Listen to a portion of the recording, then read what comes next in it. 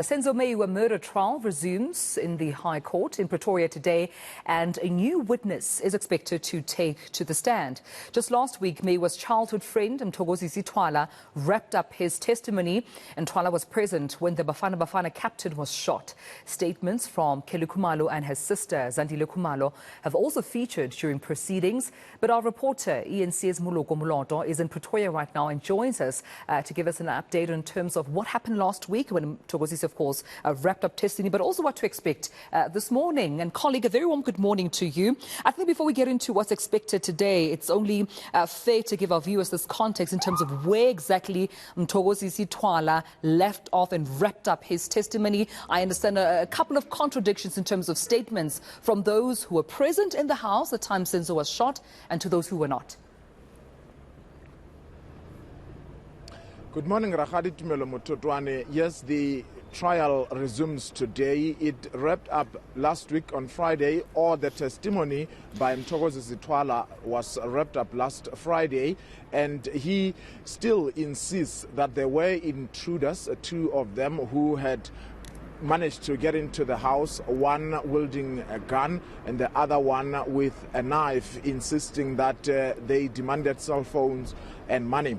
Of course, the statements that were read out in court by the defense lawyers, apparently one written by Zandi Khumalo, the younger sister to musician Kelly Khumalo, who was also present in there, contradicts the testimony that was given by Thokozisi Twala, because she is saying in that statement that the first person who managed to approach the gunman was Longwe Twala, while on the other hand, Mr. Thokozisi Twala, the childhood friend of Senzo Meyiwa, says Senzo Meyiwa was the first person to approach the gunman. So those contradictions are not really going to assist the state's case there. And of course, there was also a statement that was read out by Advocate Zandile Mshololo, who represents accused number 5. She is saying that that statement was actually deposed of by the brother-in-law of Senzo Meyiwa, that is Mlungisi Hlope, who says he immediately telephoned Mr. Tumelo Madlala, who was also in the house when the soccer star was gunned down. And apparently Mr. Madlala told Mr. Mlungisi Hlope that there was an argument between Longwe Twala as well as Zandi Khumalo, who apparently were an item. And Senzo Meyiwa then tried to intervene, a complete contradiction of what the court was told by both Mr. Madlala as well as Mr. Thokozisi Twala, who testified here saying that there were intruders. I mean, and with that being said also, I mean, just looking at how Thokozisi Twala was grilled, colleague, perhaps for a moment, let's just focus on what he had to endure in court from different defense lawyers. Others accusing him of taking this trial as a joke. Others, accusing him of suffering from amnesia. We definitely saw Thokozisi Twala in, the hot seat, just in terms of the defense lawyers doing the best that they can to discredit him as a key witness.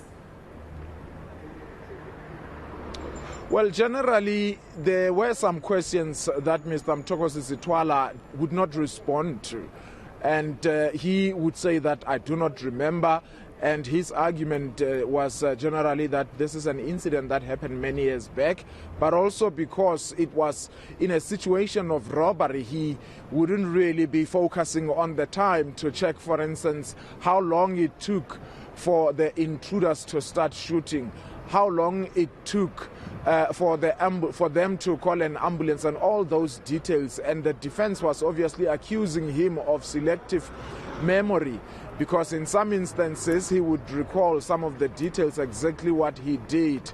But some of the things, for instance, that were mentioned here in court and which the defense had a problem with was that both Mr. Longwe Twala, who we were told managed to sneak out of the house before the shooting happened, and also Mr. Thokozisi Twala himself, he says that after the first gunshot, he managed to escape, yet he went back to the very same house where he said he fled, running from because he felt that his life was in danger. And when, after he had left, he did not call the police to come and assist. So those are some of the questions that were raised. And he would say that, look, he was not in a good state to even remember some of the things. So those are the things that obviously when it comes to argument, the defense will be going very hard on those trying to prove that the witnesses were not truthful and were not credible. Yeah, I remember even that time, a colleague, when Advocate Mshololo said, you know, it's because you were intoxicated, you had been drinking alcohol, and hence you did not remember certain events or you did not see certain people clearly. I mean, it is the job of the defense lawyers to do they can to discredit witnesses. But with that being said, as we move on, I understand a new witness expected to take the stand this morning.